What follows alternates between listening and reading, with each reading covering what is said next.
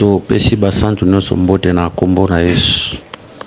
Tikete kimia na kolo Yesu, bolingo na Nzambe ezala likolo ya moko na moko oya kolanda biso na nzela ya litea oyo. Par la grâce de Dieu, lelo tozo parler sur la parabole ya drachme.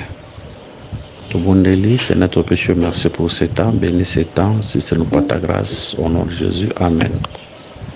Nous allons mukanda Luc chapitre 15e. Tobandi na verset 8. Ou quelle femme si elle a du drachme et qu'elle en perde une, n'allume une lampe, ne balaye la maison et ne cherche avec soin jusqu'à ce qu'elle la retrouve. Lorsqu'elle a retrouvé, elle appelle ses amis et ses voisins et dit: réjouissez-vous avec moi, car j'ai retrouvé la drachme que j'ai perdue. De même, je vous l'ai dit, il y a de la joie devant les anges de Dieu pour un seul pécheur qui se répand. Voilà, que le Seigneur bénisse cette lecture. Tosali mikolo belé oyo toyebaki na kopartager société pour te santé pe et déranger ki biso. Santé déranger ki biso bien que tokutani na ba circonstances mosusu. Santé pe e baki na ko déranger biso, mais Nzambe na bolamu pe bolingo na nguya na ye asali biso sungola pe biso makasi lelo ya koyeba na ko partager oeza sur sa parole. Voilà, toujours continuer lelo toujours le bela nikolo ya parabole ya drachme. Voilà, tolobi parabole oyo de maîtresse na yango eza même pensée na parabole ya brebis perdue ou brebis égarée oyo toutaki na kolobela mbala euti na koleka. Voilà, que le Seigneur vous bénisse. Awa tokopesa ba explication kopesa ze moins belé tokopesa deux explications awa likolo ya parabole ya drachme oyo, mais idée maîtresse na yango to idée principale na yango eza même idée na autorité kolobela likolo ya brebis égarée. Voilà, na liboso tango le Seigneur azo parler likolo ya brebis égarée, on a dans Luc 15 verset 3, mais il leur dit cette parabole: quel homme d'entre vous s'il a 100 brebis, dans verset 8 il dit, ou quelle femme si elle a 10 drachmes. Voilà, que le Seigneur bénisse cette lecture. Donc na verset na parabole à liboso alobeli ezali un homme wana alobeli brebis. Na parabole ya mibale wazolobela drachme wazolobela une femme. Donc mutazobungisa liboso eza un homme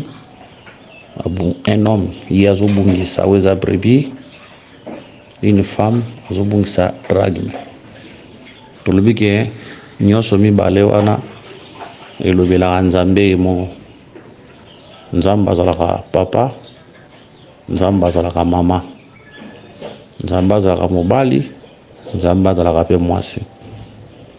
Esaïe chapitre 45 tobandi na verset 7. Je forme la lumière et je crée les ténèbres. Je donne la prospérité et je crée la diversité. Moi, l'Éternel, je fais toutes ces choses. Que les cieux répandent d'en haut et que les nuées laissent couler la justice. Que la terre s'ouvre, que les salis y fructifient et qu'il en sorte à la fois la délivrance. Moi, l'Éternel, j'ai créé ces choses. Verset 9. Awa, pour lui que l'Éternel a se présenté dans verset 9. Malheur à qui conteste avec son Créateur. Vase parmi des vases de l'argile, de terre plutôt. L'argile dit-elle à celui qui l'a façonné, qui est fait, et ton œuvre, il n'a pas de main. Wana, l'Éternel a se comparer à un potier. Cela veut dire la terre ezalaka œuvre d'art. Oyo artiste to potier eza l'Éternel, le créateur, c'est un potier. Dans verset 10 à malheur à qui dit à son père, pourquoi m'as-tu engendré, et à sa mère, pourquoi m'as-tu enfanté. Donc le créateur se compare à un père et le créateur se compare à une mère. C'est pour dire que papa na maman bazalaka créateur. Pour moi nazalaki on va faire exister. Donc en quelque sorte bazo jouer le rôle ya créateur likolo ya mwana oyo azalaki te. C'est pour dire que papa na maman bazo jouer rôle ya créateur, mwana za création. Nde toki pona olobaki l'Éternel comme père c'est un créateur, l'Éternel comme une mère c'est aussi une créatrice. Bon. Tozolobaki l'Éternel Dieu na éternité azalaki toute une femme mais qui avait une grossesse pour sa créateur. Grossesse oyo azalaki na yango, c'était la création. Nde tozolobaki la création ezalaka toute une créature ya Nzambe. Nzambe oui, toute une créature ya Nzambe, soit ezalaka pe mwana ya Nzambe, na sens que Nzambe lokola mama na éternité azalaki pe na zemi ya création oyo akoyeba na ko manifester yango tango azo créer. Voilà, les 10 drachmes ndenge toutee kolobela sur les brebis etalisaka bonzambe ya Nzambe nyonso, totalité richesse ya bonzambe na ye. 9 ekotikala moko kobunga wana ezalaka Adam. 9 ezotikala wana ezotalisaka bonzambe na ye oyo abungisa te, oyo aza na yango. Moko azobunga wana c'est ça Adam. Donc les 10 drachmes wana drachme moko azobunga wana eza Adam. Ndenge Bible ezotalisa biso lobi ke eza Adam parce que c'est Adam qui était perdu. Mais Bible ezoloba boye ou quelle femme si elle a 10 drachmes et qu'elle en perde une n'allume une lampe. Cela veut dire la femme devait allumer la lampe et balayer la maison pour chercher. La lampe oyo le Seigneur ayebaki la femme azoko allumer ezalaka Jésus. Parce que n'oubliez pas, un prophète azalaka une lampe. Un prophète azalaka une lampe. Pour quelque part écriture déjà qui mangai Bible zoloba boye à propos de Jean-Baptiste. Bible zoloba, je crois mutazoloba yango c'est le Seigneur. Na Luka ce qui n'a komona monsieur na monité na koloba yango na maloba. Jean chapitre 5 verset 35. Jean était la lampe qui brille et qui luit, et vous avez voulu vous réjouir une heure à sa lumière. Jean azalaki une lampe. Or n'oubliez pas, Jésus tangazoya na Matthieu chapitre 16 tangazo bake bato balobinga na zanani ba comparaka epé na Jean-Baptiste. Non, c'est pour dire que Jean-Baptiste azalaki ombre. Mais le véritable Jean-Baptiste, c'est Jésus. Matthieu 16, 13 à 16. Le véritable Jean-Baptiste, c'est la lumière. Aussi, Jean était une lampe, Jean était ombre. Mais la véritable lampe que Dieu devait allumer, c'est le Seigneur. Bon, Jésus-Christ, c'est lui la véritable lampe.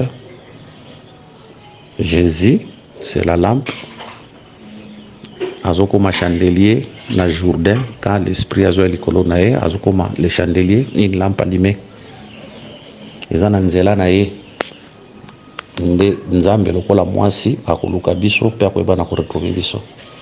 C'est pour dire que l'humanité était dans les ténèbres, mais l'arrivée de Jésus, il est comme la lumière, tous à la retrouver. Et puis le but, il fallait qu'il a balayé la maison. Pour balayer la maison, à tous comme l'œuvre de l'expiation, ou Salama qui est à la croix de Golgotha. Parce que quand Christ était mort à la croix de Golgotha, quand il versait son sang, ce qu'il faisait là, ils allaient qui peut lever expiation. Ils allaient qui ont comme Bolandako. C'est le sacerdoce lévitique. C'est le sacerdoce lévitique. Il devait balayer pour nous retrouver. Voilà. On nous a pensé maîtresse, il y a les camps oyo. Il y a le beli mususu, peut-être qu'il peut koloba moi sur wana, ils a biso. Le mususu moi c'est peut-être koloba ils a biso. Koloba pe que drague mais auto bungi saki. Ils a rendu Christ. C'est la vie éternelle que l'homme avait perdu. L'homme était resté avec la chair, avec le bien de ce monde, mais l'homme avait perdu drague mais véritable qui est Christ. Maintenant, il fallait qu'on allume la lampe. La lampe, nous avons appelé cela qui biso pour trouver pour retrouver. Oui, Zali, Christ, c'est la loi. On dit que la loi, c'est la lampe. Je crois Psaume chapitre 119, verset 130 dans le Biango.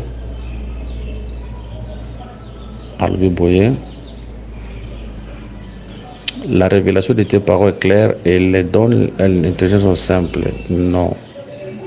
Oyonga nazoloba il faut na 119 soit verset 5.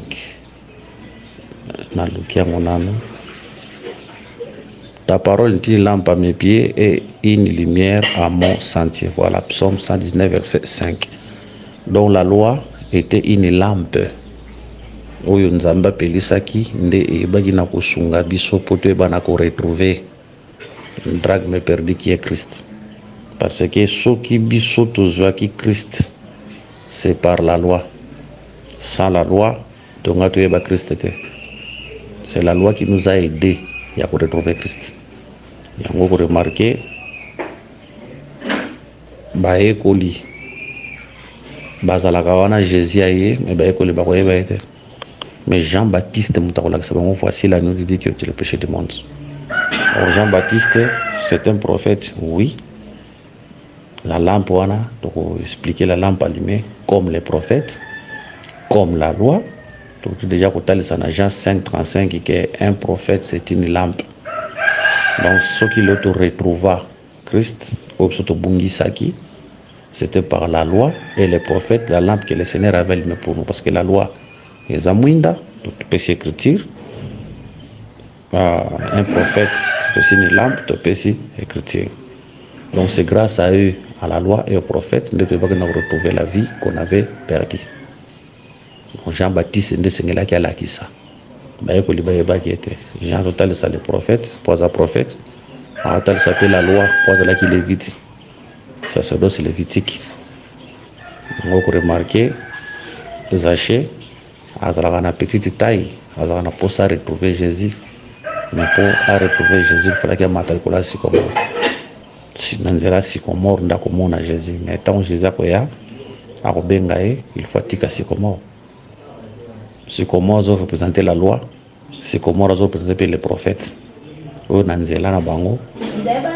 Toyebaki na komona oyo ezalaki Christ. Tant nde tomoni Christ mbala moko totiki la loi, c'est ça Zaché qui descend sur l'arbre pour nous était à solo aye oza Christ.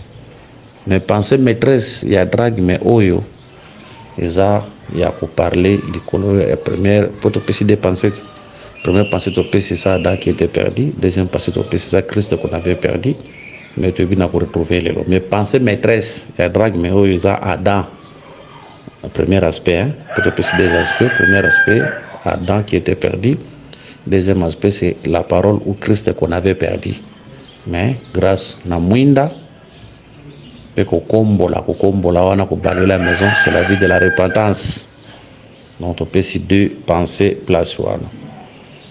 Tant que taper sur le plan doctrinal pour na kolobake dans la vie quand on perd quelque chose, il faut avoir la nature de Dieu à nous, parce que quand Dieu avait perdu Adam, nous avons retrouver Adam qu'il avait perdu. La vie, tous en avons mentionné pour perdre battre, pour perdre amis, pour perdre ma frère, ma soeur, pour perdre même ta vie. Il faut que récupérer pour perdre, pour avoir la nature de Dieu. Bien que vous perdez une chose, vous allez malam mingi. Que le Seigneur Jésus vous bénisse. Donner ses alliés plus 243 84 22 64 114 plus 243 99 88 27 333. Que le Seigneur vous bénisse. Nous retrouvons prochainement Kakanakatia parabole. Priez pour nous parce que la santé est au déranger. Que le Seigneur vous bénisse.